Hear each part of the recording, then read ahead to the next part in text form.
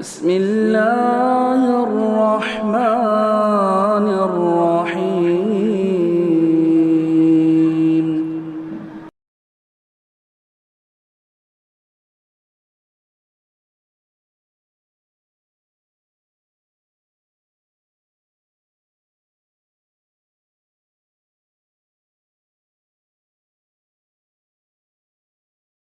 الحمدللہ رب العالمین والصلاة والسلام علی سید المرسلین وعلی آلہ وصحبہ اجمعین ومن تبعہم بإحسان الی یوم الدین.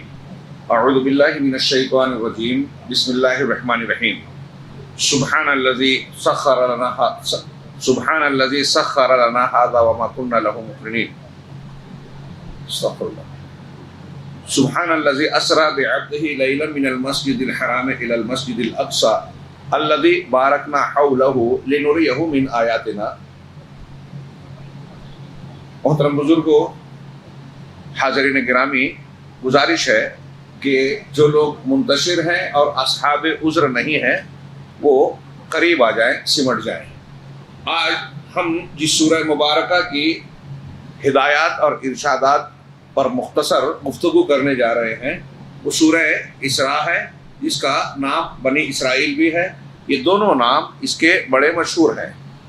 سورہ بنی اسرائیل اس اعتبار سے کہا جاتا ہے کہ اس میں بنی اسرائیل کا تذکرہ ہے اور ان کے کچھ اہم معاملات اور واقعات کا عروج و زوال کا تذکرہ کیا گیا ہے. اسرائیل حضرت یعقوب علیہ السلام کا نام تھا، اور چونکہ ان کی نسل میں یہ نبوت کا ایک سلسلہ چلا، انہی کی طرف نسبت کرتے ہوئے بنی اسرائیل یعنی اسرائیل کی اولاد کہا جاتا ہے. دیکھا جائے تو سیدنا ابراہیم علیہ السلام کی اولاد حضرت اسحاق کے بیٹے حضرت یعقوب، اور ان کے سلسلے میں یہ بنی اسرائیل کے انبیاء کرام آتے رہے، جو اپنے زمانے میں دنیا کی سب سے زیادہ فضیلت والی امت تھی. اور اس کے بعد اس سورہ مبارکہ میں اللہ تبارک و تعالیٰ نے ایک اشارہ کیا کہ بنی اسرائیل سے رسالت و نبوت کا کتابوں کا سلسلہ منتقل ہو کر اللہ کے نبی صلی اللہ علیہ وسلم یعنی بنی اسماعیل میں یہ سلسلہ منتقل ہو رہا ہے. جناب محمد رسول اللہ صلی اللہ علیہ وسلم حضرت ابراہیم کے دوسرے بیٹے حضرت اسماعیل علیہ السلام کی نسل سے تھے. تو اس اعتبار سے یہ بنی اسرائیل کا تذکرہ ہے. یہاں اس کا نام بنی اسرائیل بھی رکھا گیا. دوسرا نام سورۃ الاسراء ہے. اسراء کا معنی ہوتا ہے رات میں لے جانا. اللہ کے نبی جناب محمد رسول اللہ صلی اللہ علیہ وسلم کا وہ معجزاتی سفر جو مکہ سے بیت المقدس تک ہوا اس کو اسراء کہا جاتا ہے اصطلاح میں. اور اس سورہ مبارکہ کی ابتدائی یعنی پہلی آیت کریمہ میں اسی واقعے کا تذکرہ ہے، اس کے مقصد کا ذکر ہے. اور درمیان میں بھی آیت نمبر غالباً 60 ہے، وما جعلنا الرؤيا التي اريناك الا فتنة للناس. یہ آیت بھی کہتے ہیں کہ اسی رویا کے متعلق ذکر کی گئی ہے. چنانچہ یہ ایک بہت عظیم الشان واقعہ ہے. جناب محمد رسول اللہ صلی اللہ علیہ وسلم کے لیے اور امت کے لیے اس میں بڑی حکمتیں جڑی ہوئی تھی. آپ کی تسلی کا سامان تھا، آپ کے لیے ایمانیات کی عین الیقین اور حق الیقین کی شکل میں غیبیات کی بہت سی چیزوں کو دکھایا گیا. ایسا سفر کرایا گیا جو دنیاوی اعتبار سے انسان کے ذہن و دماغ اور انسانی قدرت کے باہر تھا. پھر لوگوں کے لیے یہ آزمائش بنا، ہمارے اور آپ کے لیے بھی آزمائش بنا، جناب محمد رسول اللہ صلی اللہ علیہ وسلم کی نشانی بنا. اللہ رب العالمین نے فرمایا پہلی آیت کریمہ میں سبحان الذی اسری بعبدہ لیلا من المسجد الحرام الی المسجد الاقصی. پاک ہے وہ ذات جو اپنے بندے کو لے گیا. عبد ہی کہا، ایک اہم واقعہ ہے، انسانی عقل کے پرے ہے. مکہ اور بیت المقدس جہاں جو فلسطین میں ہے، جہاں کا آج معاملہ چل رہا ہے اور کافی کچھ، اللہ رب العالمین نے کہا کہ وہاں سے وہاں لیلاً رات کے ایک چھوٹے سے حصے میں لے گیا اللہ تعالیٰ. یہ عقل کے خلاف تھی، اس لیے سبحانہ سے شروع ہوا. اور چونکہ ایک ایسا واقعہ ہے جو انسانی طاقت اور قدرت کے باہر ہے، اس لیے ہو سکتا ہے کچھ لوگوں کے ذہن و دماغ میں یہ آئے کہ محمد رسول اللہ صلی اللہ علیہ وسلم کو اللہ تعالیٰ کی خصوصیات حاصل ہو یا انسانوں کے دائرے سے بڑھ کر اللہ نے خصوصی صفات عطا کی ہو، تو کہا یہاں عبد کا لفظ استعمال کیا. سبحان الذی اسری بعبدہ ہی کہا بے رسول ہی نہیں کہا, بے نبی ہی نہیں کہا, عبد کہا. یعنی اس معجزانہ سفر کے باوجود یہ دھیان میں رہے کہ نبی کریم صلی اللہ علیہ وسلم عبد ہیں, معبود نہیں ہیں, اللہ کی صفات سے متصف نہیں ہے, اور جو یہ معجزہ رونما ہو رہا ہے یہ آپ کی اپنی قدرت و طاقت نہیں ہے بلکہ اس ذات کی ہے جو ہر عیب سے پاک ہے. سبحان اللہ, پاک ہے وہ ذات جو رات کے ایک حصے میں لے گیا. اب رات کے ایک حصے میں یہاں سے بیت المقدس گئے, وہاں کئی چیزیں ہوئی. انبیاء کرام علیہ الصلوۃ والسلام کی امامت کی جناب محمد رسول اللہ صلی اللہ علیہ وسلم نے. گویا آپ کی مقام بھی بتایا گیا کہ آپ نبیوں کے سردار ہیں, اور یہ بھی کہ انبیاء کرام, انبیاء برحق جو دنیا کا انسانوں کا سب سے اونچا طبقہ ہے, وہ آپ کی اقتدا کر رہا ہے. مکہ والے اگر جھٹلا رہے ہیں تو اس سے غمزدہ ہونے کی ضرورت نہیں ہے, رنجیدہ ہونے کی ضرورت نہیں ہے. پھر وہاں سے آپ کا دوسرا سفر ہوا جس کا تذکرہ سورہ نجم میں ہے, معراج کا. معراج سیڑھی کو کہتے ہیں. یہ وہ سیڑھی نہیں ہے جو ہم جانتے ہیں, یہ غیب کی تھی. اسراء اور معراج سے متعلق جو حدیثیں ہیں, اللہ کے نبی صلی اللہ علیہ وسلم نے بار بار اس میں ثم عرج بھی کہا گیا. اور یہاں سے بیت المقدس اور وہاں سے جو سفر ہوا براق نامی سواری پر ہوا جو بجلی کی رفتار کا تھا, اس لیے برق سے براق اس کا نام رکھا. گھوڑے سے چھوٹا اور کہتے ہیں جو بغل کیا کہیں گے خچر سے کچھ بڑا, اور اس کے ایک چھلانگ حد نگاہ تک ہوتی تھی. اس پر سوار ہو کے آپ اتنا لمبا سفر طے کر رہے ہیں. تو رات کے ایک حصے میں آپ بیت المقدس گئے, پھر وہاں سے آسمان پر گئے. پہلے آسمان پر پوچھا گیا, کھولا گیا, حضرت آدم سے ملاقات ہوئی. ہر آسمان پر نبیوں نے آپ کا استقبال کیا, آپ کو سلام کیا, عبد صالح کہا اور آپ پر ایمان لایا. اللہ تعالیٰ نے بتایا کہ دیکھیے انبیاء کرام ایمان لا رہے ہیں. 7ویں آسمان کے بعد آپ سدرۃ المنتہا تک پہنچتے ہیں جو ایک درخت ہے جس کی خوبیاں اللہ کے رسول صلی اللہ علیہ وسلم نے کہا کہ میں بیان نہیں کر سکتا. بڑے بڑے پتے, انتہائی خوش رنگ, اور وہ 7ویں آسمان سے اس کے تنا اور جڑیں جو ہے 6ٹھے آسمان تک کتنا تک پھیلا ہوا تھا, کتنا عظیم الشان وہ درخت ہوگا. وہاں سے آپ بڑھتے ہیں اور اللہ رب العالمین کے سے ہم کلام ہوتے ہیں. اللہ کے رسول صلی اللہ علیہ وسلم, یہاں اختلاف ہے کہ آپ اللہ کو دیکھا یا نہیں دیکھا. صحیح بات یہ ہے کہ اللہ کو نہیں دیکھا. آپ نے خود کہا کہ نور انا یراہ, کہ وہ نور ہے, کہاں سے دیکھے گا, کہاں سے دیکھا جا سکتا ہے. حجاب کو دیکھا. اللہ رب العالمین سے شرف کلام حاصل کیا, اور پھر اس کے بعد آپ کو 3 تحفے دیے گئے. ایک 50 وقت کی پہلے نماز دی گئی, جو پھر واپسی میں حضرت موسیٰ کے پاس گئے, مشورہ دیا, واپس گئے, بار بار آئے گئے, بار بار کلام کا شرف ملا, اور 50 5 ہو گئی. پھر اس کے علاوہ ایک تحفہ یہ دیا گیا, اللہ کی طرف سے کہا گیا کہ امت محمدیہ میں سے جو بھی لا الہ الا اللہ پر قائم رہے گا, شرک نہیں کرے گا, وہ جہنم میں ہمیشہ نہیں رہے گا. اول جہنم میں نہیں جائے گا, اور اگر گناہ کی کثرت سے جہنم میں گیا بھی تو نکالا جائے گا. دوسرے آمن الرسول, یعنی سورہ بقرہ کی آخری 2 آیتیں بھی تحفے میں دی گئی. نماز کو وہاں بلا کر دیا گیا, اس سے اس کی اہمیت اجاگر ہوتی ہے. پھر آپ کی واپسی ہوئی. یہ ایک مختصر سا میں نے تذکرہ کیا اس سفر کا.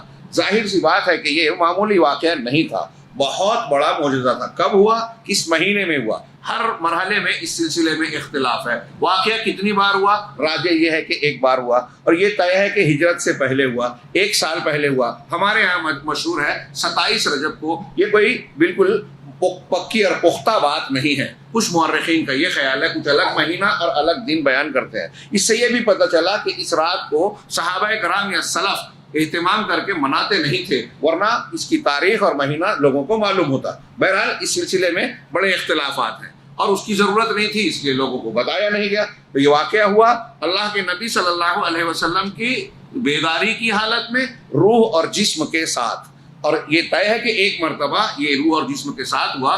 ایسے خواب کی شکل میں آپ کو جنت و جہنم کے کئی مرتبہ نظارے کرائے گئے. اس سفر میں آپ کو جنت اور جہنم, بعض جہنمیوں اور بعض جنتیوں کے مناظر بھی دکھائے گئے. اور سیدنا ابراہیم, سیدنا موسیٰ علیہ السلام, حضرت ادریس اور کئی متعدد انبیاء کرام سے آسمانوں میں ملاقات ہوئی. بیت المقدس میں ان کی امامت کرائی. ان میں سے ہر مرحلے میں اگر تفصیلی گفتگو کی جائے تو بڑی حکمتیں, مصلحتیں اور ان سے نکلنے والے مسائل ہیں. اللہ رب العالمین نے فرمایا کہ ہم نے یہ سفر کیوں کیا, لِنُرِيَهُ مِنْ آیَاتِنَا. پہلے تو یہ کہ بیت المقدس تک, مسجد حرام سے مسجد اقصیٰ تک. مسجد حرام مکہ, مسجد اقصیٰ دور کی مسجد, اقصیٰ دور کو کہتے ہیں. تو دور کی مسجد یہ مکہ اور بیت المقدس میں اس زمانے کے سفر کی مسافت کے اعتبار سے 40 دنوں کا فاصلہ تھا، اس لیے مکہ والوں کے لیے یہ دور کی مسجد تھی، تو اسے مسجد اقصی کہا جاتا ہے۔ اللہ تعالیٰ نے اس کا تذکرہ کرتے ہوئے کہا الذی بارکنا حولہ، جس کے گرد و پیش کو، ماحول کو، ارد گرد کے حصے کو ہم نے بابرکت بنایا۔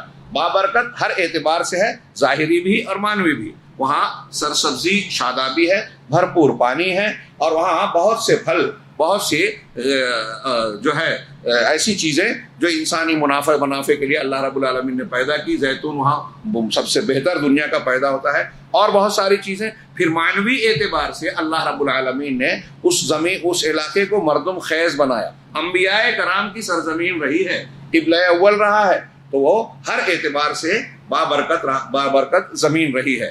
چنانچہ اللہ تبارک و تعالیٰ کے اس کے ارد گرد کو ہم نے بابرکت بنایا۔ کیوں یہ سفر کرایا؟ لِنُرِيَهُ مِنْ آیاتنا، تاکہ ہم انہیں اپنی کچھ نشانیاں دکھائیں۔ اللہ رب العالمین نے رسول اللہ صلی اللہ علیہ وسلم کو نشانیاں دکھائی۔ یہ واقعہ اہل علم کا کہنا ہے کہ ہجرت سے 1 سال پہلے حضرت خدیجہ الکبریٰ اور ابو طالب ان دونوں کی وفات کے بعد ہوا۔ اللہ کے نبی صلی اللہ علیہ وسلم کے لیے یہ عام الحزن تھا، غم اور دکھ کا جو ہے سال تھا، اور کفار مکہ دنیاوی اعتبار سے آپ کو اذیتیں پہنچانا چاہتے تھے، کئی مرتبہ قتل کا منصوبہ بھی بنایا، سب کچھ کیا، آپ کو روکنا چاہا، ناکام رہے۔ اس سلسلے میں ابو طالب آپ کی ڈھال بنتے تھے دنیاوی اعتبار سے۔ وہ جب دنیا سے چلے گئے تو ان کے اندر جرأت پیدا ہو سکتی تھی، اور اللہ کے نبی صلی اللہ علیہ وسلم کو ایک دکھ کی کیفیت طاری تھی۔ آپ کو یہ سفر کرایا گیا جس میں تسلی کا سامان آپ کے لیے تھا، ہمارے اور آپ کے لیے امتحان تھا کہ ہم مانتے ہیں یا نہیں مانتے۔ اسی بنیاد پر بہت سارے لوگ جو غیر مسلم ہیں وہ تو ہیں ہی، مسلمانوں میں بھی کچھ طبقات اور عقل پرست ایسے پیدا ہوئے جو اس واقعے کے تعلق سے مختلف گمراہ کن باتیں کرتے ہیں، سوالیہ نشان کھڑے کرتے ہیں، اور اس کی تعویل کرنے کی کوشش کرتے ہیں۔ کچھ لوگوں نے کہا کہ یہ خواب کی حالت میں ہوا یہ واقعہ۔ سر سید احمد خان صاحب بھی یہی کہتے ہیں۔ ڈاکٹر ولیم میور کو جواب دینے گئے، جس نے اعتراض کیا تھا، ایک کرسچن تھا، اس کا جواب دینے گئے، خود بھی کہہ دیا کہ یہ خواب میں ہوا، حقیقت میں نہیں ہوا۔ ہمارے ہاں کچھ لوگ ایسے ہیں کہ خواب کا، کچھ لوگ کہتے ہیں کہ نہیں، یہ روح کا سفر تھا، جسم آپ کا اپنے مقام پر تھا، آپ کی روح نے نکل کر یہ سفر کیا۔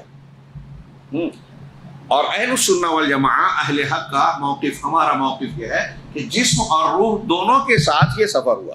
اس کی ایک نہیں 10 بلکہ 20 دلیلیں قرآن سے، حدیث سے دی جا سکتی ہے، اور واقعات کی روشنی میں سمجھا جا سکتا ہے۔ مثال کے طور پہ اللہ کے رسول صلی اللہ علیہ وسلم کو اس سفر کے لیے حدیث کے مطابق براق کی سواری مہیا کرائی گئی، جبرائیل علیہ السلام لے کر آئے۔ روح کو سواری کی ضرورت ہے کیا؟ اگر روح کا سفر ہوتا تو براق کی ضرورت نہیں ہوتی۔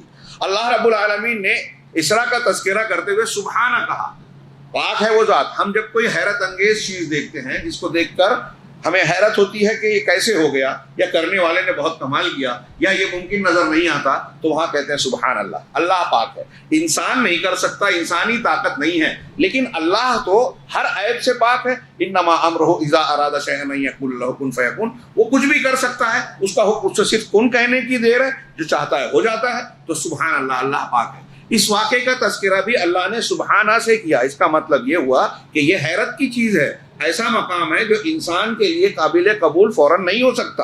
اگر خواب کی بات ہوتی تو سب لوگ مان لیتے، اس لیے کہ مسلمان ہی نہیں کافر بھی خواب دیکھتا ہے، پھر اس میں حیرت کا کوئی واقعہ، حیرت کا کوئی پہلو اور معجزانہ پہلو ہوتا ہی نہیں، تو خواب نہیں ہو سکتا، روح کا معاملہ بھی نہیں ہو سکتا۔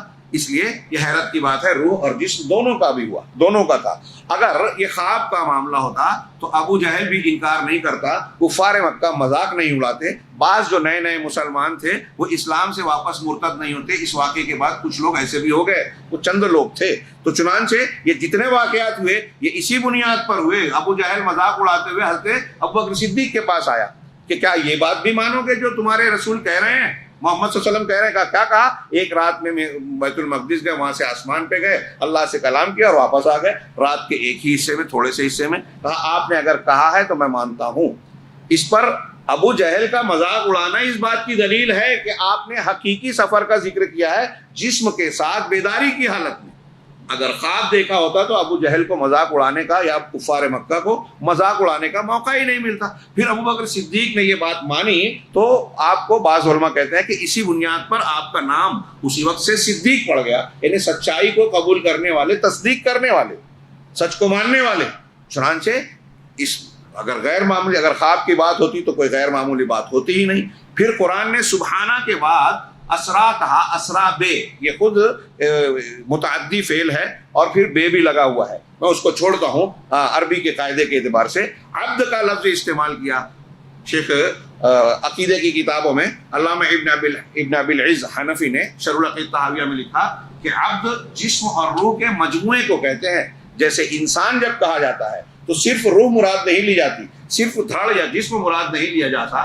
جب انسان آپ ہم کہتے ہیں, بشر کہتے ہیں, تو روح اور جسم دونوں مراد ہوتی ہے. اسی طرح اللہ نے قرآن میں کہا سبحان الذی اسری بعبدہ, اپنے بندے کو رات کے ایک حصے میں لے گیا, پاک ہے وہ ذات.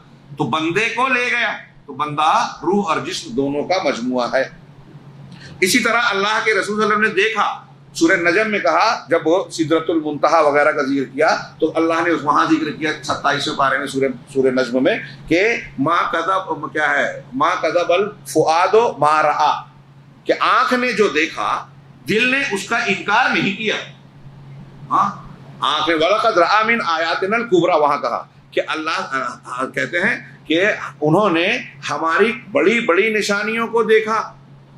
تو بہت سے مفسرین علامہ ابن کثیر اور علامہ شنقیطی وغیرہ نے ذکر کیا کہ آنکھ جو ہے وہ جسم کا آلہ ہے, روح کا نہیں. روح اللہ تعالیٰ نے کہا آنکھوں نے جو دیکھا دل نے نہیں جھٹلایا. یہ آنکھ جو ہے جسم کا آلہ ہے نا, دیکھنے کا آلہ, روح کو اس کی ضرورت نہیں ہے.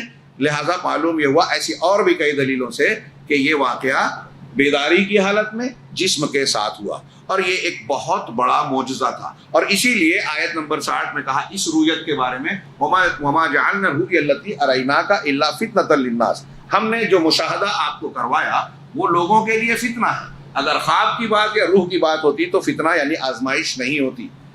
یہ آزمائش ہے کہ ہم اور آپ, اللہ نے کہا, رسول نے کہا, سر جھکا کے مان لے ہوئے.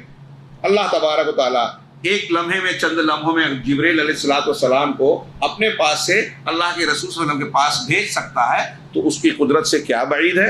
اور کون سی چیز اگر یہ نہ بھی ہوتا, اللہ کی قدرت سے کیا بعید ہے کہ ایک رات میں اپنے بندے کو بیت المقدس اور وہاں سے پھر آسمانوں کے پر لے جاتا. کچھ علماء نے یہ بھی حکمت بتائی ہے, یہاں 2 حکمتوں کا انتہائی مختصر تذکرہ, کہ بیت المقدس پہلے کیوں لے جایا گیا, ڈائریکٹ آسمان پر کیوں نہیں لے جایا گیا. تو اس میں 2-3 حکمتیں بیان کرتے ہیں. ایک تو بڑی بات یہ کہ بیت المقدس کو زمین والوں نے, مکہ والوں نے دیکھا تھا.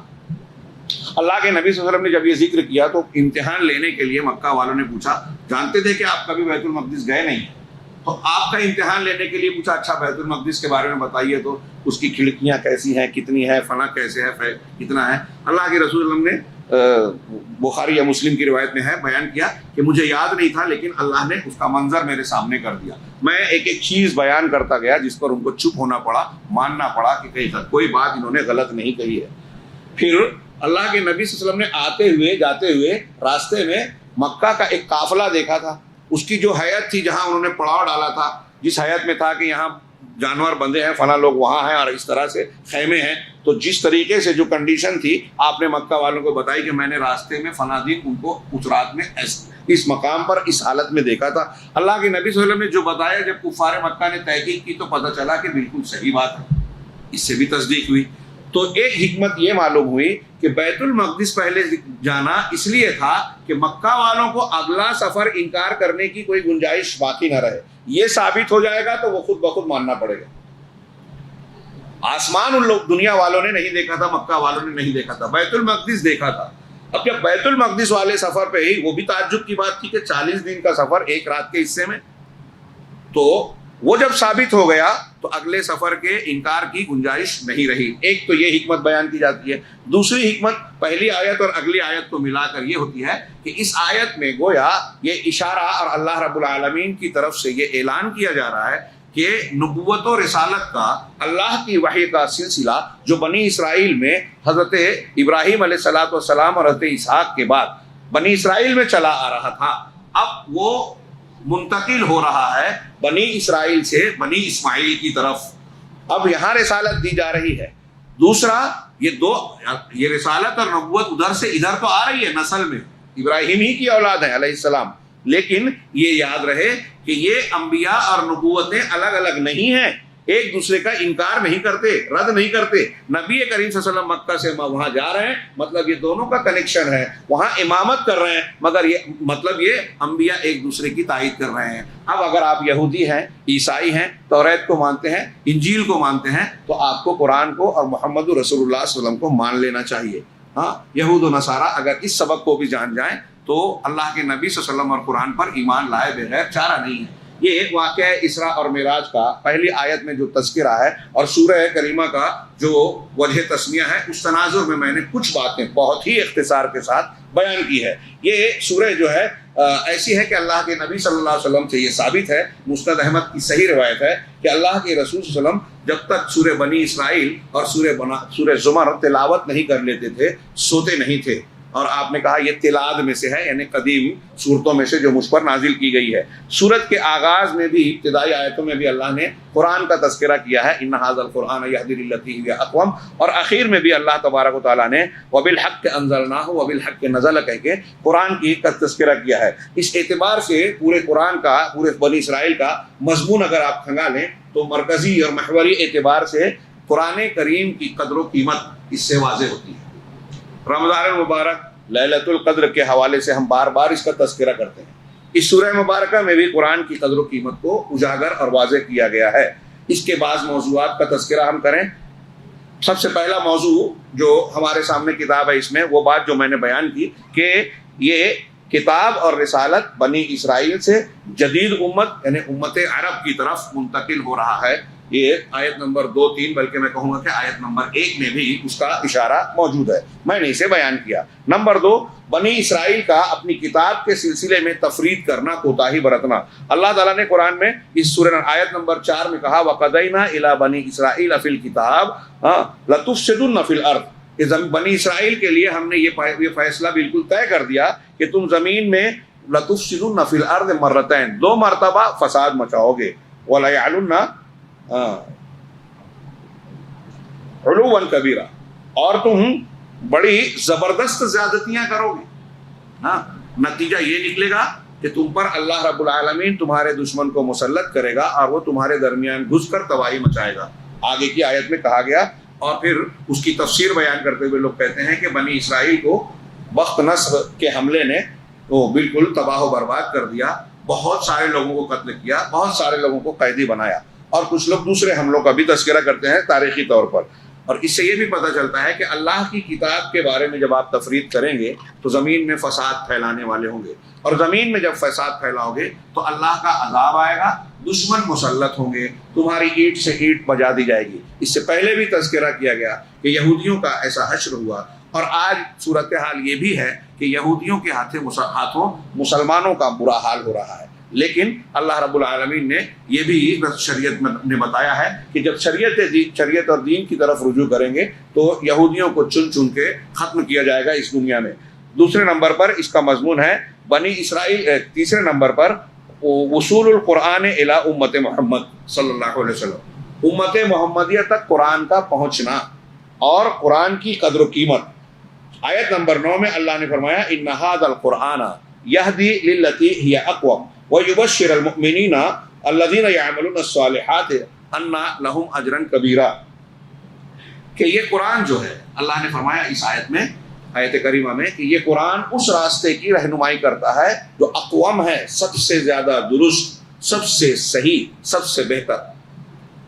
اس ایک جملے کو آپ ایک کتاب سمجھیں، موٹی کتاب، کہ قرآن کی جتنی بھی ہدایتیں، تعلیمات ہیں وہ سب سے اچھی ہے۔ دنیا کا کوئی کتنی بھی عقل والا انسان، بلکہ ایک نہیں پوری جماعت پیدا ہو جائے، قانون بنائے، قرآن کے قانون اور قرآن کی تعلیم سے بہتر کسی کی تعلیم ہو ہی نہیں سکتی۔ اور آپ کمپیریزن کیجئے قرآن کی تعلیمات کا اور دنیا کے کسی بھی مذہب، کسی بھی کتاب اور ازم کی بڑی سے بڑی کتاب جو دنیا میں لوگ سمجھتے ہیں، توریت، انجیل، زبور، گرو گرنتھ صاحب، فلاں فلاں فلاں۔ قرآن نے اگر ایک حکم دیا ہے تو دوسری کتابوں میں، دوسرے مذاہب میں جو بھی حکم ہے اس سلسلے میں ان کا کمپیریٹو اسٹڈی کیجئے، ان کا موازنہ کیجئے، ہاں، تو آپ اس نتیجے پہ آخر میں پہنچ کر رہیں گے۔ دنیا قبول کرے گی، جو بھی کسی فن کا ماہر ہے، ہاں فرض کیجئے کہ ایک آدمی میڈیکل لائن کا ہے، سائنس والا، میڈیکل لائن کا، میڈیکل میں کوئی قرآن کی ایک بات ضمناً آئی ہے، اب دنیا کی دوسری کتابوں میں اس سلسلے میں جو بتایا گیا ہے اور اس کا مطالعہ کرے گا تو یہ مانے گا قرآن کی بات سب سے سچی، سب سے اچھی ہے۔ اسی طرح یہ تو میں نے میڈیکل یا دنیاوی اعتبار سے کہا، آپ عقیدے میں دیکھیے، توحید جتنی صاف ستھری، جتنی واضح قرآن میں ملے گی کہیں نہیں ملے گی۔ اور آپ دنیا میں جو اللہ کے نبی جناب محمد رسول اللہ صلی اللہ علیہ وسلم کے دور سے لے کر آج تک جن لوگوں نے اسلام قبول کیا غیر مسلموں میں سے، یہودیت سے، نصرانیت سے، ہندو مت سے، کسی اور دین دھرم سے جن لوگوں نے اسلام قبول کیا، ان کی اسٹڈی کیجیے، ہاں موقع ملے تو تھوڑا سا سرسری طور سے 2-4 چند کتابوں کا مطالعہ کیجیے، تو آپ کو یہ نتیجہ ملے گا کہ دو چیزیں، قرآن کا پڑھنا اور رسول اللہ صلی اللہ علیہ وسلم کی سیرت طیبہ کا پڑھنا سب سے زیادہ یہ، اور اس میں بھی قرآن سب سے زیادہ آپ کو مؤثر ملے گا۔ کئی تو ایسے ملیں گے، کل حضرت عثمان بن مظعون کا ذکر ہوا، ایک آیت سنی سورہ نحل کی، اسلام قبول کر لیا، ایک آیت پر ایمان لے آئے، کوئی ایک چیز پر رک گئے، ریسرچ کیا، حیرت زدہ رہ گئے۔ ابھی سورہ کہف میں ہے کہ کتے کا لیٹنا اور لوگوں کا سونا 300 سال اور اس سے زیادہ، الٹتے پلٹتے رہنا۔ جرمنی کا بھی تازہ کچھ سالوں پہلے آیا کہ اس نے کہا کہ ایک انسان کا جسم اگر مسلسل ایک ہی کنڈیشن میں لیٹا رہے گا تو اس کی چمڑی پر زخم وغیرہ آ جاتے ہیں، کیا بیڈ سورس کیا کہتے ہیں اس کو، بیڈ سور، ہاں بیماری ہوتی ہے، اس لیے پلٹتے رہنا ضروری ہے۔ اور اس میں انسانی جلد اور کھال میں جو مادے ہیں اس کا تذکرہ، پھر کتے کا ایک جیسا رہنا، کیونکہ کتے کی کھال کا معاملہ الگ ہے۔ کہا 1400 سال پہلے ایک اتنے پرانے واقعے میں یہ تذکرہ کیا اور اس میں الٹنے پلٹنے کا ذکر کیا، وہ حیرت زدہ رہ گیا۔ یہ تو خیر سائنسی بات ہے، آپ عقیدے میں دیکھیے کتنی صاف ستھری توحید ہے۔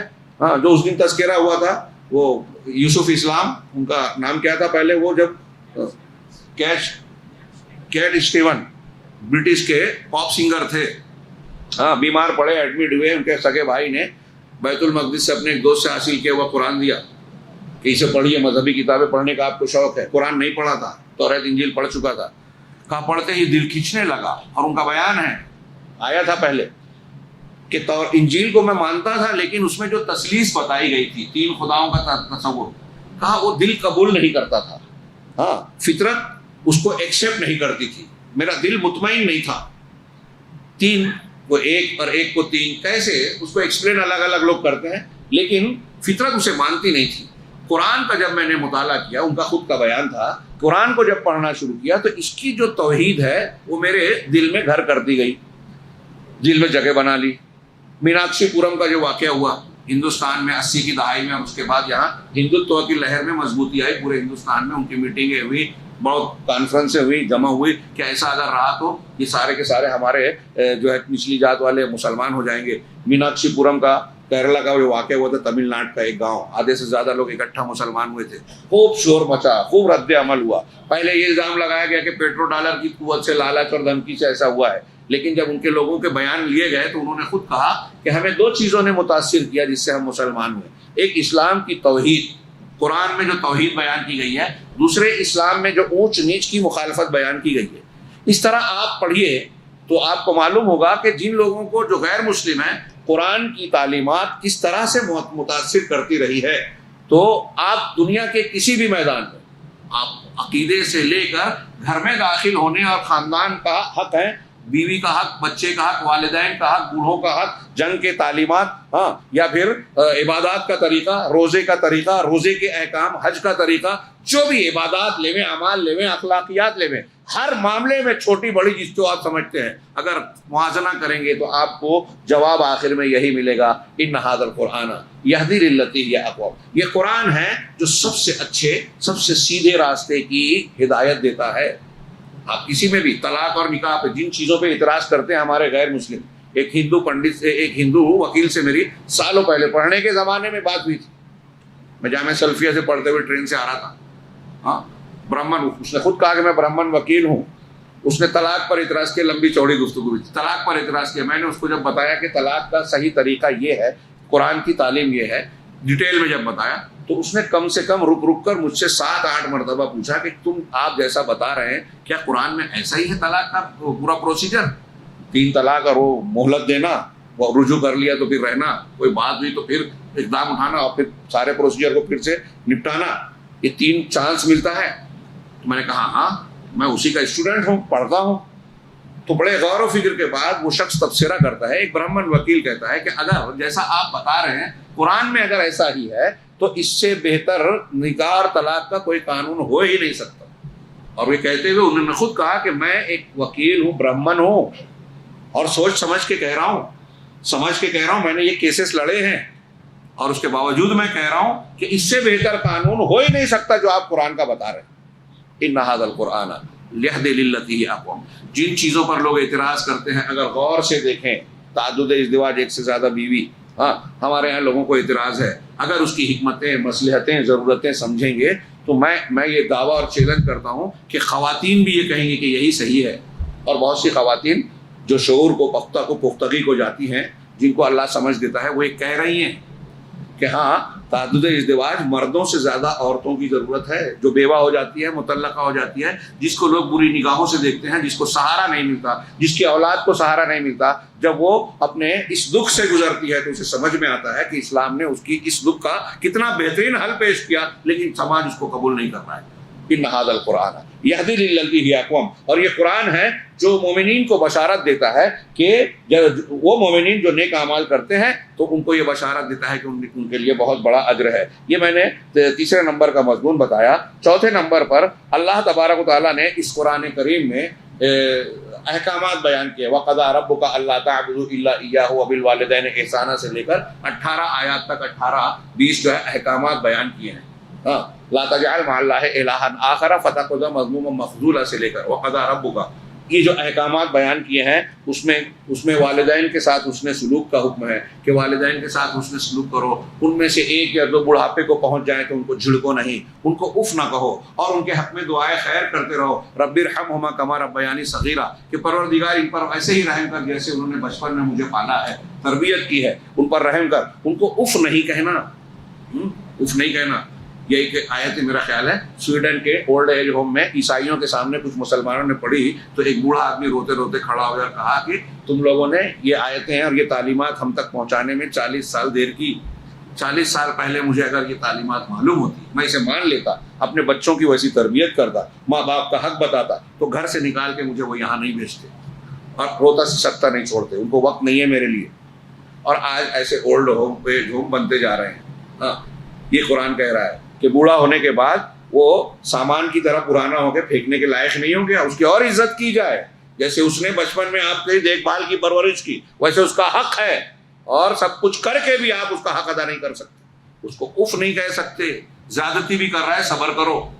اللہ نے کہا تو یہ والدین کے ساتھ اس نے سلوک، اور رشتہ داروں کے ساتھ اسی انہی آیتوں میں کہا گیا کہ قرابت داروں کا حق ادا کرو، یتیموں کا حق ادا کرو، اور فضول خرچی سے منع کیا گیا ہے۔ لا تبذروا ان المبذرین کانوا اخوان الشیاطین، کہ فضول خرچی مت کرو، مبذرین شیاطین کے بھائی ہوتے ہیں۔ ایک ہے تبذیر، ایک ہے اسراف۔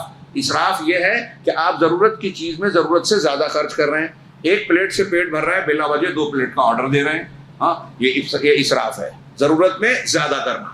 اور ایک ایسی چیز ہے کہ آپ کی ضرورت ہے ہی نہیں، جو چیز آپ کے کام کی، فائدے کی ہے ہی نہیں، وہاں آپ خرچ کر رہے ہیں، گٹر میں پیسے ڈال رہے ہیں، سڑک پر پیسے پھینک رہے ہیں، جس چیز میں فائدہ نہیں ہے، جو چیز آپ کی نقصان دہ ہے، شراب میں یا کسی اور چیز میں نقصان دہ چیزوں میں خرچ کر رہے ہیں، یہ تبذیر ہے۔ تبذیر کرنے والے شیاطین کے بھائی ہیں، یہ تعلیم ہے۔ اسی طرح اولاد کو قتل کرنا کہ ہماری فیملی بڑی ہو جائے گی۔ ہمارے آج کل نعرہ چلا تھا نا، وہ بین الاقوامی سطح پہ خط استوا سے قریب بر صغیر اور جو بڑی آبادی والے ممالک ہیں، یہاں نسل بندی اور کم آبادی کی بات کہی جاتی ہے کہ چھوٹا پریوار سکھی پریوار، اور یورپ میں بولا جاتا ہے کہ زیادہ بچے پیدا کرو، ایک بچہ پیدا کرو، جتنا پیدا کرو گے گورنمنٹ ان کا خرچہ برداشت کرے گی۔ وہاں آبادی کم ہے، کہتے ہیں آدمیوں کی ضرورت ہے، اور یہاں کہتے ہیں کہ قدرتی غذائیں ہیں، کھیتیاں ہیں، معدنیات ہیں، یہاں بہت کچھ ہے، اس لیے یہاں لوگوں کو کم کرو تاکہ ہمارا حصہ بھی نہ کھا جائیں۔ اس پہ قبضہ کرنا ہے نا انہیں، لوگوں کو دھوکہ دیتے، پوری دنیا کا فراڈ ہے، یہ بہت بڑا فراڈ، آبادی والا۔ اللہ رب العالمین پیدا کرتا ہے تو اس نے ذمہ لیا ہے۔ اس آیت میں بتایا کہ اپنی اولاد کو فقر و فاقے کے، غریبی اور مفلسی کے خوف سے قتل مت کرو، اللہ تمہیں بھی روزی دیتا ہے اور انہیں بھی دے گا، تم کو ٹینشن نہیں لینا ہے، اللہ نے پیدا کیا ہے تو انتظام وہ کرے گا۔ ہاں اسی طریقے سے بغیر ناحق کسی جان کو، عام جانوں کو بھی قتل کرنے سے منع کیا گیا۔ اس میں ان آیتوں میں زنا کی بھی حرمت ہے، لا تقربوا الزنا، زنا سے قریب نہ جاؤ۔ اللہ نے یہ نہیں کہا کہ زنا مت کرو، یہ کہا کہ قریب نہ جاؤ، یعنی زنا کے قریب جانا یعنی اس کے مقدمات سے بھی بچو، نظر بد سے، بری نگاہوں سے، بے پردگی سے، ایسے کاموں سے جس سے آدمی زنا کے قریب جا سکتا ہے، جو آپ کے جنسی شہوانی جذبات کو بھڑکا سکتی ہے۔ اب یورپ اور امریکہ اور دوسری تہذیب کا معاملہ یہ ہے کہ آزادی کے نام پر آوارگی سکھا دی۔ ایک مرد اور عورت سر راہ چلتے چلتے، پارکوں ہی میں نہیں، راستوں میں، گاڑیوں میں اگر بوس و تنار کر رہے ہیں تو وہ برا نہیں ہے۔ آپ کھڑے ہو کے دیکھنے لگے تو قانوناً وہ غلط ہے۔ جب زنا کے قریب بھی نہیں جانا ہے، ایسا ماحول رہے گا تو کون قریب نہیں جائے گا، اس میں ڈبکی لگائے گا، اور لگا رہے ہیں۔ پھر اس کے کیا کیا نتائج ہیں، عذاب علیم کے شکل میں وہ مہذب معاشرہ جھیل رہا ہے۔ ہاں، ایڈز، سوزات، خودکشی، خاندان کا نہ ہونا، باپ کا پتہ نہ ہونا، کون وارث ہے کون وارث نہیں ہے اس کا معلوم نہ ہونا، ماں اور بیٹے میں، باپ اور بیٹی میں ناجائز تعلقات کا ہونا، ایسی بہت ساری چیزیں وہاں بہت سے سنگین مسائل پیدا کر رہی ہیں۔ ہاں، چنانچہ اللہ تبارک و تعالیٰ نے زنا سے، ہم جنسی سے، فواحش سے منع کر کے ان سارے مسائل کو پہلے ہی حل کر دیا، اس کا راستہ ہی بند کر دیا۔ وہ طریقہ، وہ راستہ ہی پیدا نہیں ہو جس سے بیماریاں پیدا ہوں اور پھیلیں۔ اسلامی تعلیمات پاکیزہ زندگی کا راستہ دکھاتی ہیں۔ حرمت اموال الناس سے، خاصتاً الیتامى، ان آیتوں میں لوگوں کے مال کی حرمت بتائی کہ آپ کے لیے دوسروں کا مال لینا ناحق جائز نہیں ہے، اور خاص طور سے یتیموں کا مال، جو بیچارے کمزور ہوتے ہیں، سماج کے کمزور طبقوں کا بولنے والا کوئی نہیں ہوتا، تو ان کے حقوق زیادہ غصب کیے جاتے ہیں، عورتوں کے، یتیموں کے۔ قرآن نے عورتوں اور یتیموں کے باقاعدہ زور دیا، سورہ نساء میں ہم نے پڑھا، اور یہاں بھی یتیموں کی مال کا خیال رکھنا، یتیموں کا خیال رکھنا، اس کا حکم دیا گیا ہے۔ صحابہ کرام کے نزدیک جب وہ گھر میں یتیم کو لاتے تھے، یتیم خانے میں چندہ دے کے، وہ یہ نہیں سوچتے تھے کہ ہم نے ان یتیموں کا حق ادا کر دیا، اپنے گھر میں لا کے اپنے بیٹے کی طرح پالتے تھے، اپنے بیٹے سے زیادہ خیال رکھتے تھے۔ کیوں؟ اللہ نے کہا ہے ان کے ساتھ اس نے سلوک کرنا ہے، جنت ملے گی۔ انا وکافل الیتیم کہاتین، میں اور یتیم کی کفالت کرنے والا جنت میں ایسے ہوگا، کہاتین فی المد، آپ نے اشارہ کیا دونوں انگلیوں سے۔ یہ چھوٹی بات نہیں ہے، جنت لینا ہے تو ہمیں جھیلنا چاہیے، صبر کرنا ہوگا، ایسے ہی قربانیاں دینی ہوگی۔ ہمارے یہاں تھوڑا سا پیسہ دیں گے، میت ہو گئی تو یتیم کے ساتھ کچھ دن ہمدردی بتائیں گے، اس کے بعد کہیں گے بہت شریر ہے، ارے بہت بدماش ہے، چھوڑ دو۔ آپ کا بیٹا بدماشی کرے اور آپ مر جائیں، اس کے ساتھ ایسا ہی ہو تو کیسا لگے گا؟ یہ میں نہیں کہہ رہا ہوں، یہ مضمون بھی قرآن میں ہے۔ اللہ نے ان آیتوں میں بھی یتیموں کے ساتھ اس نے سلوک کا حکم دیا، الوفاء بالعہد۔ ہاں، اسی طرح اس میں کہا گیا کہ جو عہد کرتے ہو اس کو پورا کرو، اپنوں سے، غیروں سے، کسی سے بھی عہد شکنی مسلمان کا شیوا اور طریقہ نہیں ہو سکتا۔ اسی طرح ناپ تول میں پورا وزن دینا، ڈنڈی نہیں مارنا، دینا ہے تو حق پورا دینا ہے، لینا ہے تو اتنا ہی جتنا ہے۔ اگر کوئی شخص مگر ہمارے یہاں مزاج یہ ہے، لینے کے ٹائم حق سے زیادہ لے، دینے کے ٹائم سامنے والے کے حق میں کٹوتی کر دے۔ ناپ تول میں کمی صرف ترازو میں نہیں ہوتی، دودھ میں پانی ملا دیں، سونے میں پیتل ملا دیں، یا کسی اور طریقے سے آپ حق حقوق میں کاٹ کسر کریں۔ وراثت اور پراپرٹی میں لوگ کہتے ہیں جو گھر قیمتی ہے وہ اپنے نامے کر لیتے ہیں، جو کم قیمت والا ہے بہن کو بولتے ہیں کہ بہن میں تم کو وہ گھر دے رہا ہوں، اور وہ بھی احسان کے اظہار کے ساتھ کہ میں قربانی دے رہا ہوں، اور وہی بہن پلٹ کے کہہ دے کہ ٹھیک ہے ایسا کرتے ہیں، قربانی میں دیتی ہوں، آپ جو لے رہے ہو مجھے دے دو، میں جو لے رہی ہوں اسے وہ آپ لے لو، تو فوراً پلٹ جاتا ہے آدمی کہ نہیں ہم ایسی قربانی کو نہیں چھوڑ سکتے۔ کہا یتیم و مال ناپ تول میں پورا کیا۔ التواضع، اسی طرح سے کہا گیا کہ تواضع اختیار کی جائے، گھمنڈ نہیں۔ لا تمشی فی الارض مرحا، زمین میں اکڑ کے مت چلو، انہی آیتوں میں ہے، زمین میں اکڑ کے نہ چلو۔ انک لن تبلغ الجبال طولا، انک لن تخرق الارض ولن تبلغ الجبال طولا، زمین میں اکڑ کے اترا کے چلو مت، نہ تم زمین کو پھاڑ پاؤ گے اور نہ اپنی بلندی میں پہاڑ کو پہنچ پاؤ گے۔ جس زمین پہ چل رہے ہیں اسے دیکھ لو تو اپنی اوقات معلوم ہو جائے، تمہارے ارد گرد پہاڑ ہے کتنے اونچے ہیں، تب اوقات پتہ چل جائے تمہاری اور ہماری حیثیت ہی کیا ہے۔ تو گھمنڈ نہ کرو، اللہ کو پسند نہیں ہے، تکبر کرنے والے کو اللہ نیچا کر دیتا ہے۔ یہ سارے پیغامات ان آیتوں میں آپ دیکھیں، آیت نمبر 23 سے آیت نمبر 38 تک ہے۔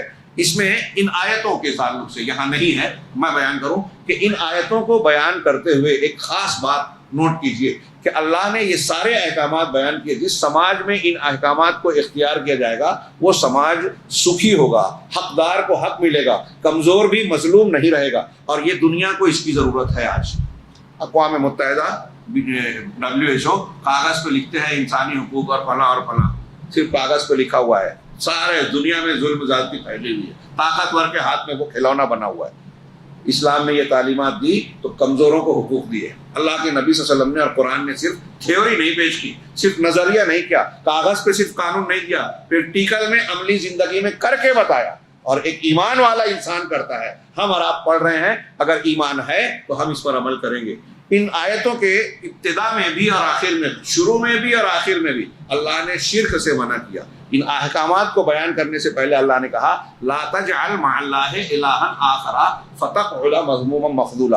اللہ کے ساتھ کسی دوسرے معبود کو نہ بناؤ ورنہ تم مذموم ہو جاؤ گے. مذموم محمود کی ضد ہے, یعنی قابل مذمت بن جاؤ گے. مذموما مخذولا, اور مخذول ہو جاؤ گے. مخذول اسے کہتے ہیں جس کی مدد نہ کی جائے. اللہ کہہ رہا ہے کہ شرک کرو گے تو تمہاری مدد نہیں ہوگی, تمہاری مذمت ہوگی. پوری دنیا کے آج کے مسلمانوں پر جو بھی افتاد آ رہی ہے, صرف اس ایک آیت کے آئینے میں دیکھیے کہ ہماری محرومی, اللہ سے مدد نہ آنے کی بڑی وجہ شرک ہے. کیا مسلمانوں کی صفوں میں, عقیدوں میں, عمل میں شرک نہیں ہے؟ ہر جگہ شرک ہے. اب اللہ کی مدد اگر لینی ہے, اللہ کی مدد کا حقدار بننا ہے, تو اس شرک کو اپنے سماج سے, عقیدے اور عمل سے کھروچ کر نکالنا ہوگا. لیکن آپ کھروچنے جائیں تو کہیں گے ارے اختلافی بات کر رہا ہے, بزرگوں کی توہین کر رہا ہے, مسلکی بات کر رہا ہے. شرک کس کا مسلک ہے؟ اب آپ جو شرک کر رہے ہیں اس شرک کو قرآن سے ثابت کرنے کی, اور گستاخی قرآن سے ثابت کرنے کی کوشش کرتے ہیں. تو ہمارے سماج میں شرک ہے سب سے زیادہ. اگر مسلمانوں کی مدد کرنی ہے, میرا یہ جملہ محفوظ کیا جائے ذہنوں میں, کہ اگر مسلمانوں کی مدد کرنی ہے, مسلمانوں کو اللہ کی مدد ملنے کی خواہش ہے, تو سب سے زیادہ لڑائی کیجیے شرک سے. شرک سے لڑیے, مسلمانوں کی مدد کیجیے. اور شرک سے آنکھیں بند کر کے اگر آپ کچھ بھی کر رہے ہیں, بہت بڑی ڈگری لے لی, بہت بڑی پراپرٹی بنا لی, معاشی قوت, سیاسی قوت, فلانی قوت, دماغی قوت سب حاصل کر لیا, لیکن آپ نے ایمانی قوت نہیں حاصل کی, سب بیکار ہے. ہندوستان میں معاشی قوت کم ہے, اربوں میں کم ہے کیا؟ ڈگریاں یہاں کم ہیں, تعلیمی اعتبار سے دلتوں سے پچھڑ گئے مسلمان. دوسرے ملکوں میں جہاں مسلمانوں کی اکثریت ہے, سارے وسائل ان کے ہاتھ میں, کیا تعلیمی ڈگریاں کم ہیں؟ مسائل حل ہو رہے ہیں. فلسطین کو جو ہے اس کا حق دلا سکتے ہیں فلسطینیوں کو. ہم ایک دوسرے پر الزام دیتے ہیں, تو یہی حالت رہے گی. انحطاط کے دور میں قوم کا یہی حال ہوتا ہے. ناکامیوں کا ٹیکرا ہر کوئی دوسرے پہ ڈالتا ہے. ذمہ دار بولتا ہے پبلک اچھی نہیں ہے, پبلک بولتی ہے ذمہ دار اچھے نہیں ہیں. دونوں برے ہیں, کیونکہ دونوں اپنا کام نہیں کر رہے ہیں. دوسروں کو برا کہنے کے بجائے اپنا اپنا دیکھیں کہ آپ کے اندر, میرے اندر کیا برائی ہے, ہر کوئی شک دیکھے. تو یہ جو تعلیمات ہیں اللہ تبارک و تعالیٰ کے, یہ جتنے بھی اوامر ہیں, یہ انسانی فطرت کے موافق ہے. پوری دنیا اس کو قبول کرے گی, یہ اس کتاب میں ہے. میں یہ کہہ رہا تھا کہ اس کے شروع میں بھی شرک سے منع کیا گیا, اور پھر شروعات ہوئی وَقَضَىٰ رَبُّكَ أَلَّا تَعْبُدُوا إِلَّا إِيَّاهُ, اور تمہارے رب کا یہ فیصلہ اور حکم ہے کہ اللہ, اس کے سوا کسی کی عبادت نہ کرو. یہاں سے شروعات ہوتی ہے. وَبِالْوَالِدَيْنِ إِحْسَانًا, پھر والدین کا, پھر قرابت داروں کا, یتیموں کا, اور بیٹوں کو قتل نہ کرو, جھوٹ نہ بولو, گھمنڈ نہ کرو. یہ ساری چیزیں بیان کرنے کے بعد آخر میں پھر اللہ نے کہا کہ یہ تمہاری طرف وہ باتیں ہیں جو حکمت کی باتیں آپ کی طرف وحی کی گئی ہیں. یہ ساری باتیں حکمت و دانائی کی ہے. اور پھر اللہ نے کہا وَلَا تَجْعَلْ مَعَ اللَّهِ إِلَٰهًا آخَرَ فَتُلْقَىٰ فِي جَهَنَّمَ, کیا ہے آیت میں, ملومم مدحورا, کہ اللہ کے ساتھ کسی دوسرے معبود کو نہ بناؤ ورنہ تمہیں جہنم میں ملوم, ملامت کے ساتھ, مدحورا, راندہ درگاہ بنا کر جھونک دیا جائے گا. شروع میں بھی سارے احکامات سے پہلے بھی شرک سے منع کیا, ساری تفصیلات کے بعد بھی شرک سے منع کیا. اس سے پتہ چلتا ہے کہ سب سے زیادہ توجہ دینی ہے اللہ کے حق پر, کہ توحید میں کہیں گڑبڑی نہ آنے پائے.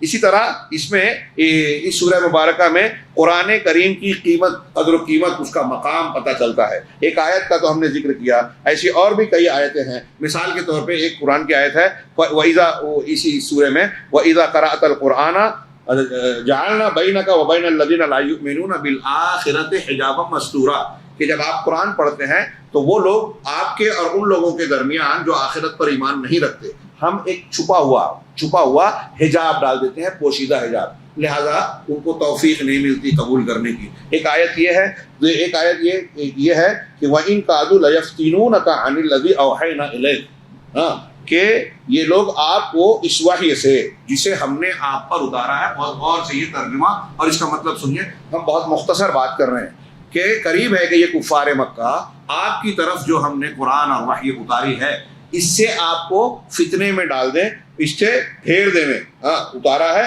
اس سے فتنے میں ڈال دیں، اس سے بہکانا چاہتے ہیں، لیفتنو کا، اس سے آپ کو بہکانا چاہتے ہیں۔ اگر آپ اس سے ہٹ گئے، لتفتریھا وَإِن كَادُوا لِيَفْتِنُونَكَ عَنِ الَّذِي أَوْحَيْنَا إِلَيْكَ لِتَفْتَرِيَ عَلَيْنَا غَيْرَهُ، آپ کو اس میں بہکانا چاہتے ہیں، کیوں؟ تاکہ آپ اس قرآن کے علاوہ کچھ اور قرآن بنا لیں۔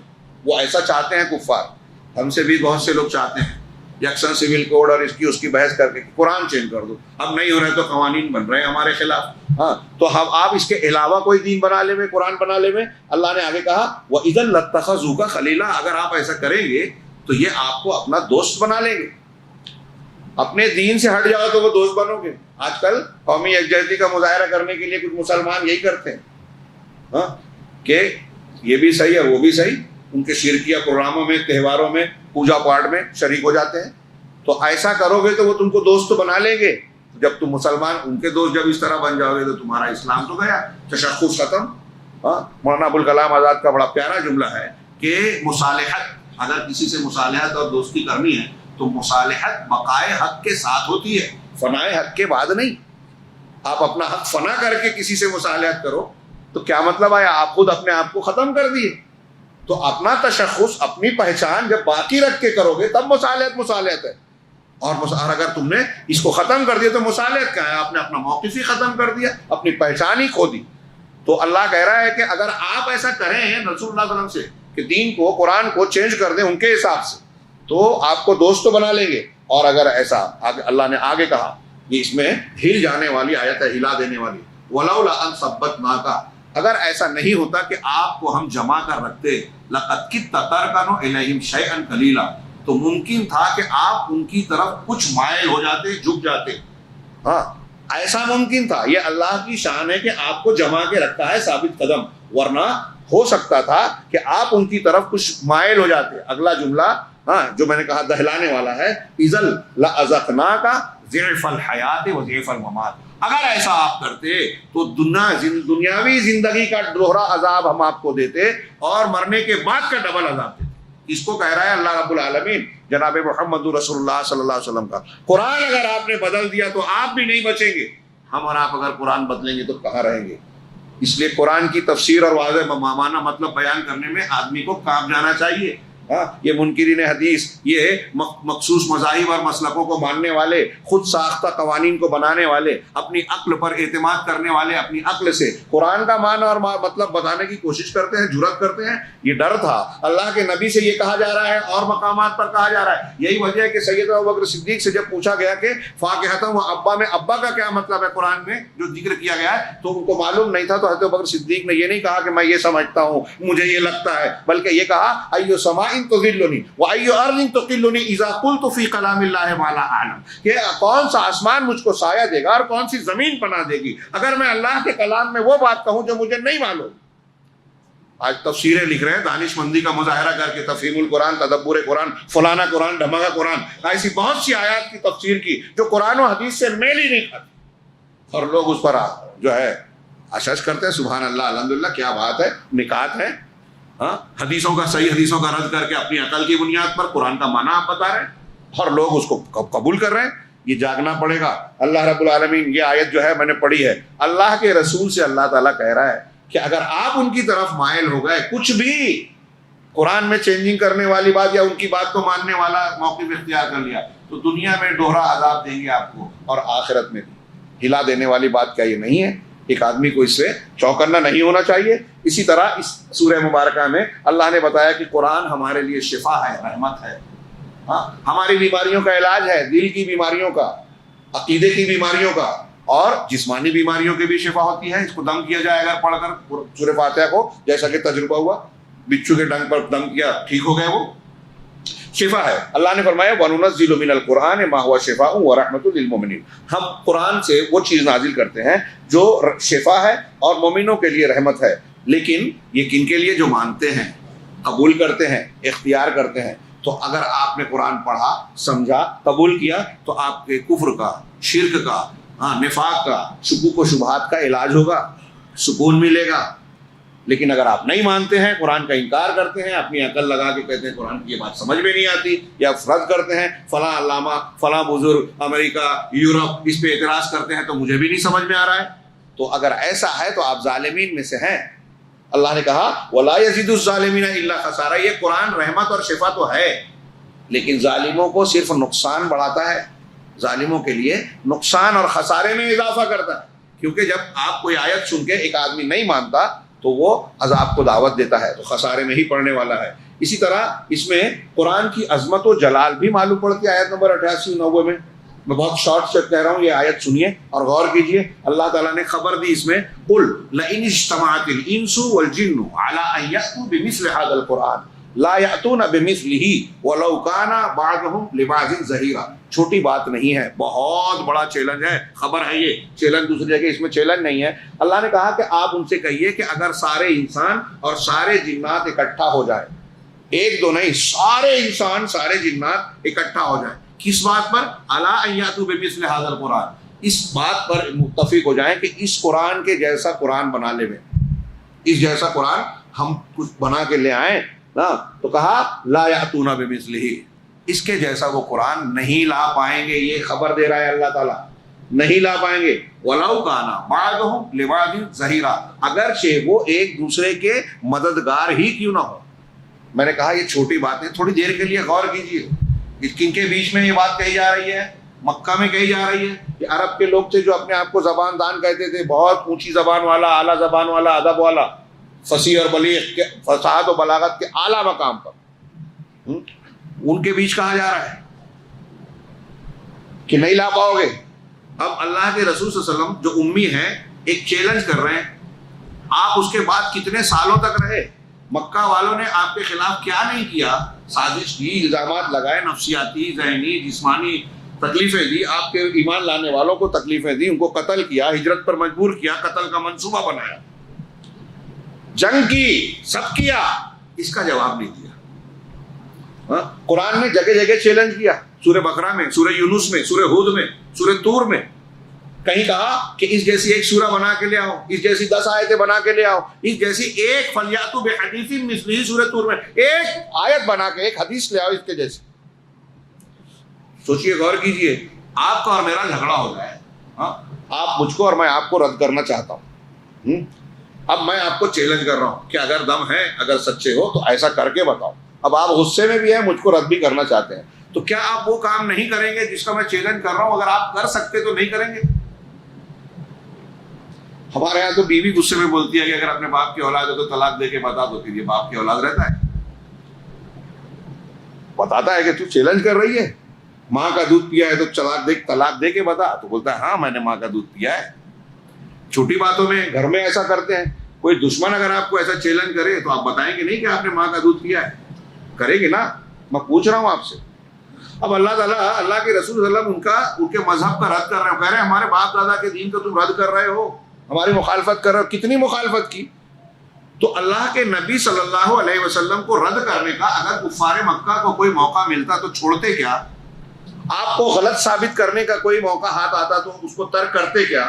سوال ہی نہیں۔ اب اللہ کے رسول صلی اللہ علیہ وسلم بار بار چیلنج کر رہے ہیں، قرآن کر رہا ہے کہ اگر میرا کلام ہے تو میں بھی انسان ہوں، تم بھی انسان ہو، تمہارے درمیان پلا بڑا ہوں، کسی اسکول کالج میں کسی کتاب کو پڑھا نہیں ہوں۔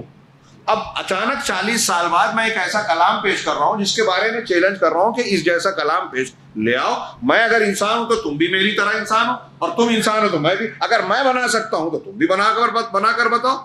سب کچھ کیا انہوں نے، یہ نہیں کیا۔ یہ اس بات کا اعلان تھا کہ ہم نہیں کر سکتے، اس لیے کہ یہ محمد کا کلام نہیں ہے صلی اللہ علیہ وسلم، یہ اللہ کا کلام ہے، اور اللہ کے کلام کے جیسا کوئی بنا نہیں۔ پوری انسانی تاریخ میں مکہ سے لے کے آج تک آپ دیکھیں کہ جب بھی کوئی پیدا ہوا اور اس نے یہ کہا کہ میں کلام بنا سکتا ہوں، ناکام ہوا۔ کہتے ہیں عبداللہ ابن مقفع نے بادشاہ نے کہا میں بناتا ہوں، ہاں 6 مہینے تک سارے اسباب لے کے جو ہے بیٹھ گیا اندر، ہاں 6 مہینے بعد جب اس کا کمرہ کھولا گیا تو ہر طرف اس وقت کے جو بھی شکل تھی، کاغذ یا لکھنے کی چیزیں بکھری پڑی تھی، اس کے بال بکھرے تھے، سب پریشان حال تھا۔ کہا کتنا کام کیا، کہا ایک آیت بھی نہیں بنا سکا۔ ایک آیت سنی، کہا کہ ایک آیت سننے کے بعد مجھے لگا کہ نہیں، اس کے جیسا کلام نہیں بنایا جا سکتا۔ ایسا کوئی ایک واقعہ نہیں ہے۔ ویسیو ہے شاہ فیصل سے، وہ برطانیہ کا ایک سرجن ڈاکٹر تھا، اس نے کئی مسلمانوں سے کہا، میں نے صراط مستقیم جو برمنگھم سے شائع ہوتا ہے، وہ لمبا واقعہ چھپا تھا سالوں پہلے، کئی جگہوں پر میں نے پڑھا، تو اس نے کہا کہ میں کئی مسلمانوں سے پوچھا کہ قرآن چیلنج کرتا ہے اس جیسا کلام کوئی نہیں بنا سکتا؟ ہاں کہا میں تو بنا سکتا ہوں۔ پھر میں ان سے کچھ ڈسکشن کرتا تو مجھے مطمئن کرنے والا جواب ہی نہیں دیتے۔ ہاں گورنمنٹ کا برطانیہ نے ایک دن کہا کہ آپ کو شاہ فیصل سعودی عرب کے جو فرما روا ہیں وہ آ رہے ہیں، اور پروٹوکول کے مطابق جو کچھ ڈاکٹروں کو متعین کیا جاتا ہے، ٹیم آپ کو متعین کیا جا رہا ہے، اگر کوئی ضرورت پڑی تو آپ ان کا علاج کرنا ہے۔ کہا میں نے سوچا کہ کاش موقع مل جائے، اب یہ تو اس مملکت سے آ رہا ہے جہاں مسلمانوں کا مرکز ہے، اس سے بھی سوال کروں گا، اگر انہوں نے جواب نہیں دیا تو پھر میں سمجھوں گا کہ قرآن کا یہ دعویٰ خود ہے۔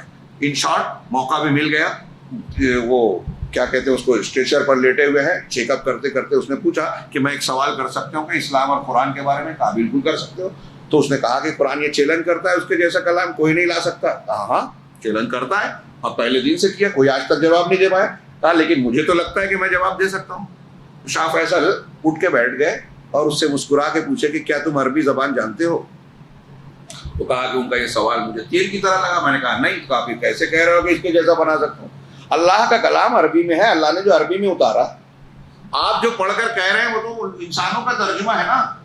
ترجمے میں وہ فصاحت، بلاغت، گہرائی، معنویت، وہ ساری باتیں ہیں جو عربی میں ہے، جو اللہ کے کلام میں ہے، وہ ترجمے میں آئے گی کیا؟ ترجمہ تو انسان کا ہے نا۔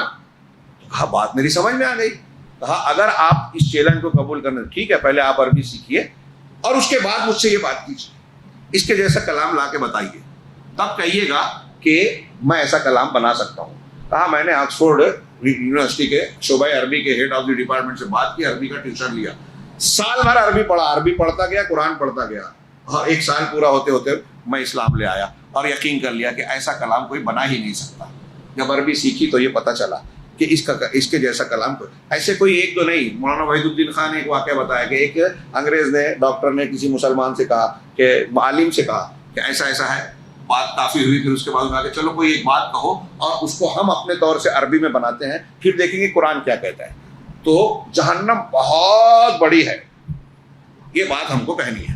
انہوں نے 20-21 جملے عربی میں بنائے کہ جہنم ایسی ہے، جہنم ویسی ہے، جہنم بہت بڑی ہے، یہ ہے، یہ ہے، یہ ہے، یہ سارے جملے بنا دیے۔ کہا اب ہم نے، مولانا صاحب نے کہا کہ آپ نے بنا لیا، کچھ اور جملہ بچا ہے کہ آپ بنا سکتے ہو؟ کہا نہیں بس یہ ہو گیا۔ کہا اب ہم قرآن میں دیکھیں کہ جہنم کی وسعت بیان کرنے کے لیے قرآن کیا کہتا ہے۔ تو سورہ قاف کی آیت پر پہنچے، یوم نقول لجہنم حل امتلأت وتقول حل من مزید، کہ اس دن ہم جہنم سے کہیں گے کہ کیا تو بھر گئی؟ تو وہ کہے گی کہ اور ہے کیا، مزید ہے کیا؟ اس نے کہا توڑ دیا، کہا واقعی یہ جو کہا اس سے جہنم کی کتنا بھی بھر دیا جائے، وہ کہے گی اور ہے کیا۔ اب اس سے جو جہنم کی کشادگی ظاہر ہو رہی ہے، کہا ہمارے کسی جملے میں، کوئی انسان کے کلام میں آ ہی نہیں پائے گی۔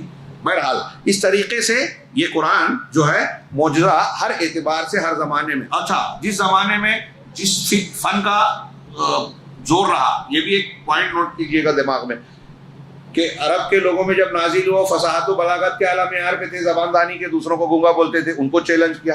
اس کے بعد تاریخ کے مختلف زمانوں میں جب جس علم کا دور تھا، جب فلسفہ اور منطق کا دور آیا، علم حیات کا دور آیا، کوئی اور علم آیا، آج کا سائنسی دور ہے، میڈیکل لائن، نفسیات کی تحقیقات ہو رہی ہے، ابھی IIT لائن چل رہی ہے، جس فن کا ماہر ہو اس فن کے حساب سے جب قرآن کا مطالعہ کرتا ہے تو اش کرتا ہے، حیرت زدہ رہ جاتا ہے کہ برسہ برس کی تحقیق جہاں پہنچاتی ہے انسان کو، پتہ چلتا ہے کہ 1400 سال پہلے اس کا نتیجہ قرآن میں موجود ہے۔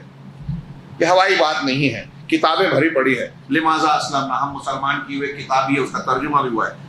بہت سارے یورپ اور امریکہ کے پڑھے لکھے لوگ، مختلف فنون اور علوم کے ماہرین نے جو قرآن کا مطالعہ کر کے اسلام قبول کیا وہ اس طرح کی چیزیں بیان کرتے ہیں۔ بہرحال قرآن نے یہاں یہ چیلنج کی، یہاں خبر دی کہ انسان اور جنات سب مل کے بھی اس جیسا کلام نہیں بنا سکتے، یہ خبر ہے، اور قرآن کی 10ویں آیت میں لوگوں کو چیلنج ہے۔ یہ چیلنج نزول کے وقت سے لے کر قیامت تک قائم رہے گا اور کوئی اس جیسا کلام پیش نہیں کر پائے گا۔ یہ قرآن چیخ چیخ کر کہہ رہا ہے کہ اگر آپ کو ہدایت چاہیے تو یہ اللہ کا معجزہ، سب سے بڑا نبی پاک صلی اللہ علیہ وسلم کی نبوت اور حقانیت کا معجزہ جو لوگوں کو، ساری انسانیت کو حق کی دعوت دے رہا ہے، موجود ہے۔ اگر کوئی ماننا چاہتا ہے تو یہ کافی ہے۔ اسی طرح ایک آیت میں وَلَقَدْ صَرَّفْنَا لِلنَّاسِ فِي هَذَا الْقُرْآنِ مِنْ كُلِّ مَثَلٍ فَأَبَىٰ أَكْثَرُ النَّاسِ إِلَّا كُفُورًا۔ اسی سورہ کی آیت ہے کہ ہم نے اس قرآن میں لوگوں کے لیے مختلف چیزیں خوب پھیر پھیر کر بیان کی، ہر قسم کی مثالیں پھیر پھیر کر بیان کی ہیں، لیکن اکثر لوگ اس کو ماننے سے انکار کرتے ہیں، کفر اور انکار کے علاوہ ماننے کو تیار نہیں ہے۔ اگر قرآن کوئی دیانتداری سے، ایمانداری سے پڑھے، حق کی تلاش ہے تو اسے مایوسی نہیں ہوگی۔ اگر کوئی نہیں مان رہا ہے تو اس آیت کے مطابق اس کے اندر کفران ہے۔ اسی طرح قرآن کا دور، یعنی قرآن کا کیا کردار ہے، آیت نمبر 105 اور 106 میں وَبِالْحَقِّ أَنزَلْنَاهُ وَبِالْحَقِّ نَزَلَ وَمَا أَرْسَلْنَاكَ إِلَّا مُبَشِّرًا وَنَذِيرًا۔ حق کے ساتھ ہم نے اس کو اتارا ہے اور حق کے ساتھ یہ قرآن اترا ہے اور آپ کو ہم نے بشیر و نذیر بنایا۔ اسی طرح 106 آیت میں کہا وَقُرْآنًا فَرَقْنَاهُ لِتَقْرَأَهُ عَلَى النَّاسِ عَلَى مُكْثٍ، کہ ہم نے قرآن کو تھوڑا تھوڑا واضح کر کے اتارا ہے تاکہ آپ لوگوں کے سامنے علی مکث، ٹھہر ٹھہر کر تدریج کے ساتھ جو ہے لوگوں کے سامنے پڑھے۔ وَنَزَّلْنَاهُ تَنزِيلًا، اور ہم نے اس قرآن کو بتدریج نازل کیا، مختلف حالات میں، واقعات میں کے تناظر میں، تاکہ لوگوں کی سمجھ میں آئے۔ سورہ ابھی کل آیت پڑھی گئی، ان لوگوں نے کہا، کفار کا ایک اعتراض تھا کہ قرآن کو اکٹھا کیوں نہیں نازل، جملۃ واحدہ، سورہ فرقان کی آیت کل پڑھی گئی تھی، اکٹھا اللہ تعالیٰ نے قرآن کو کیوں نازل نہیں کیا؟ تو اللہ نے جواب دیا کذالک لنثبت بہ فؤادک، ہاں ہم نے اس کو ایسے ہی نازل کیا جیسے یہاں کا تھوڑا تھوڑا نازل کیا، تاکہ آپ کے دل کو اس پر جما دیں۔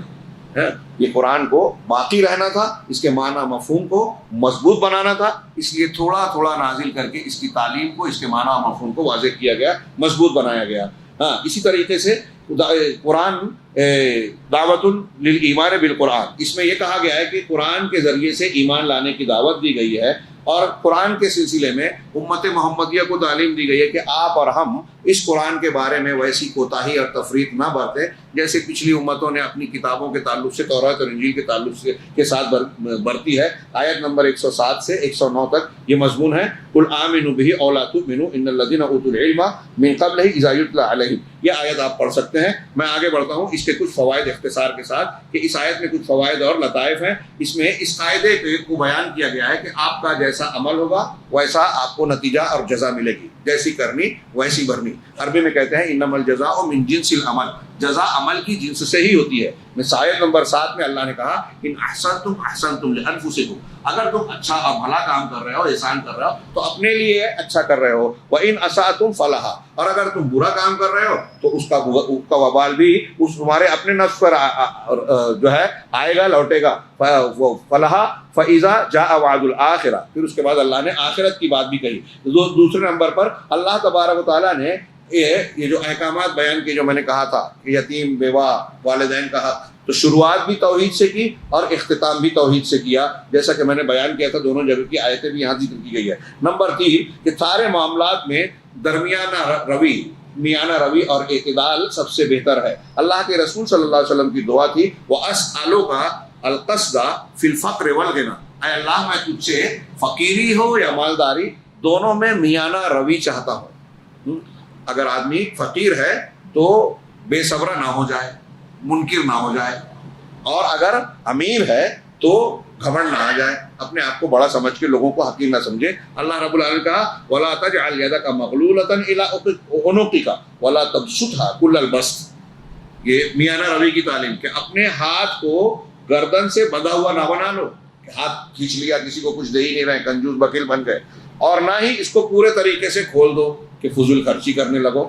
ان کے درمیان رہو، نہ بخیل بنو نہ فضول خرچ، پورا ہاتھ کھولو بھی نہیں اور ہاتھ کو باندھو بھی نہیں۔ اسی طریقے سے اس میں یہ بتایا گیا ہے سورہ مبارک میں ابلیس کی آدم علیہ السلام سے دشمنی بہت پرانی ہے، اور اس ابلیس کے شیطان کے سوار لشکر بھی ہیں اور زمین پر چلنے والے اور ان کے ہتھیار بھی ہیں۔ اللہ تبارک و تعالیٰ نے وَإِذْ قُلْنَا لِلْمَلَائِكَةِ اسْجُدُوا والے مضمون سے کہ جب ہم نے فرشتوں سے کہا کہ سجدہ کرو آدم کو، تو ابلیس نے انکار کیا، اس کا مکالمہ بیان کیا، اور آگے اس نے کہا کہ یہ جو تو نے مجھ کو میرے مقابلے میں اسے عزت دی ہے، اگر تو نے دی ہے تو مجھ کو بھی قیامت تک کے لیے ڈھیل دے دے، جب ڈھیل دے گا تو میں ان کو بہکاؤں گا، بہت کم لوگ بچیں گے میرے شر سے، فساد سے۔ تو اللہ تبارک و تعالیٰ نے اس کے جواب میں کہا وَاسْتَفْزِزْ مَنِ اسْتَطَعْتَ مِنْهُمْ بِصَوْتِكَ، اپنی آواز کے ذریعے تو ان میں سے جس کو بہکا سکتا ہے بہکا لے۔ تو شیطان کی آواز کیا ہے؟ اس کا وسوسہ، جھوٹ باتیں، اس کی وحی، موسیقی، گانا بجانا، الگ الگ تفسیر، سب تفسیریں صحیح ہے۔ اپنی آواز سے لوگوں کو جس کو چاہتا ہے بہکا لے۔ وَأَجْلِبْ عَلَيْهِمْ بِخَيْلِكَ وَرَجِلِكَ، اور ان پر تو پل پڑ اپنے سوار اور پیادہ زمین سے چلنے والے لشکروں کے ساتھ، وَشَارِكْهُمْ فِي الْأَمْوَالِ وَالْأَوْلَادِ، اور ان کے مال میں اور ان کی اولاد میں شریک ہو جا۔ مال میں شریک کیسے؟ کہ حرام کام کروائے ہم سے، حرام چیزوں کو، تو یہ مال میں شیطان شریک ہو گیا۔ ناجائز طریقے سے لینا، ناجائز جانور، اللہ کے قبروں کے نام پہ، بتوں کے نام پہ صاحبہ بحیرہ چھوڑ دیا، تو یہ مال میں شریک ہو گیا۔ اور اولاد میں شریک کیسے ہوا؟ آپ کا بیٹا پیدا ہوا، اللہ نے دیا، آپ کہتے ہیں کیا وہ خواجہ کا بخشا ہوا ہے، تو اس کے خواجہ بخش نام رکھ دیا، خواجہ کا دیا ہوا، یا عبد النبی نام رکھ دیا، نبی کا بندہ۔ پیدا کیا اللہ نے، اولاد دیا اللہ نے، آپ نام رکھے ہو، اس کی بندگی کی نسبت کر رہے ہیں مخلوق کی طرف، یہ شیطان کو شریک کر رہے ہیں، شیطان اولاد میں شریک ہو رہا ہے۔ ایسی اور بھی کئی شکلیں ہیں، حرام کام، زنا کاری، زنا کاری کر رہے ہیں۔ اور بعض علماء نے کہا ہم بستری کے وقت اگر آپ نے اللہ کا نام نہیں لیا تو بھی شیطان کے اثرات آپ کے ساتھ لگ جائیں گے، اس لیے میاں بیوی جب ملیں تو اللہ کا نام لیں، جو آداب طریقہ دعا بتائی گئی ہے اس کو اختیار کر لیں۔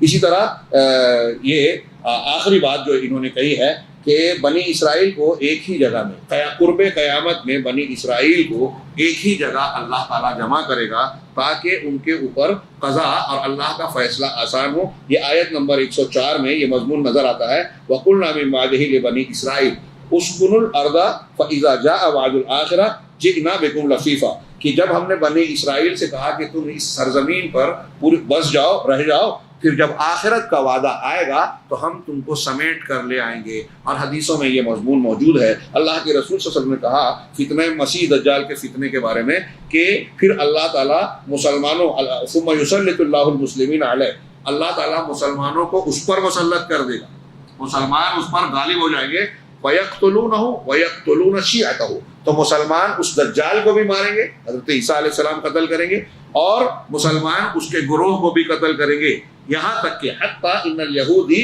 لیختبئ تحت شجرۃ او حجر، کہ ایک یہودی جو ہے وہ درخت یا پتھر کے پیچھے چھپے گا، تو درخت یا پتھر جس کے پیچھے چھپے گا وہ مسلمان کو آواز دے کر کہے گا ھذا یہودی تحتی فاقتلہ، یہ میرے نیچے یا میرے پیچھے یہودی موجود ہے، اس کو قتل کرو۔ یہ مسند احمد کی روایت ہے اور اس کی اصل صحیح میں موجود ہے۔ یہ سورہ بنی اسرائیل کے تناظر میں کچھ ہدایات اور کچھ مضامین کا تذکرہ تھا۔ اللہ رب العالمین ہمیں اللہ کی کتاب سے جڑنے، سمجھنے، عمل کرنے کی توفیق عطا فرمائے اور اس کی برکت سے دنیا اور آخرت میں کامیابیوں سے نوازے۔ وآخر دعوانا ان الحمد للہ رب العالمین وصلی اللہ علی نبینا محمد۔